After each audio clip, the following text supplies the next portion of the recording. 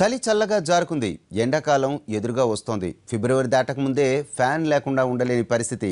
4 రోజులు ఆగితే ఏసీ ఉంటేనే బతుకుతామేమో అనిపించే ఫీలింగ్ కలగటం ఖాయం. ఏప్రిల్లో ఎండలు మెండవుతాయి, మేలో చుక్కలు కనిపిస్తాయి. ఎదుర్కొనేందుకు మిషన్లున్నాయి, కానీ వాటికి కావలసిన కరెంటు ఉందా? ఉన్నా ఆ ఖర్చు భరించడం సాధ్యమవుతుందా? తెలుగు రాష్ట్రాల్లో ఎండలు ముదురుతున్నాయి. విద్యుత్ వినియోగం కూడా భారీగా పెరుగుతోంది. ఫిబ్రవరిలోనే ఇలా ఉంటే మార్చ్, ఏప్రిల్, మేలలో ఇంకా ఎలా ఉంటుందోనని జనం భయపడుతున్నారు. ఉష్ణోగ్రతలతో పాటు కరెంటు వాడకం కూడా రికార్డు స్థాయిలో పెరుగుతుందంటున్నారు విద్యుత్ శాఖ అధికారులు.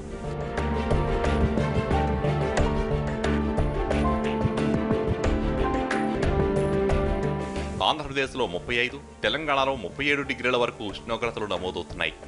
ఇది ఫిబ్రవరి లెక్కే. ఇప్పటికే తెలంగాణలో 140 మిలియన్ యూనిట్లు, ఏపీలో 145 మిలియన్ యూనిట్లు పవర్ వినియోగంలో ఉంది.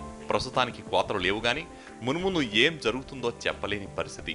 14 నుంచి 9 అవర్స్ సప్లై అగ్రికల్చర్కి డే టైం ఇవ్వాలనుకుంటున్నారు. ఒకవేళ అదే జరిగినట్టయితే 10,000 మెగావాట్ల వరకు తెలంగాణకు అవసరం ఉండే ఛాన్స్ ఉంటుంది. దానికి కావాల్సిన అరేంజ్మెంట్స్ అన్నీ కూడా కంటిన్యూషన్గా ఆన్ వార్ ఫుడ్ బేస్ మీద జరుగుతున్నాయి. 9 అవర్ సప్లైకి సంబంధించి కానీ, సప్లైలో ఇంటరప్షన్ లేకుండా కావాల్సిన జనరేషన్ అరేంజ్మెంట్స్ కానీ కంటిన్యూషన్గా చేస్తున్నారు.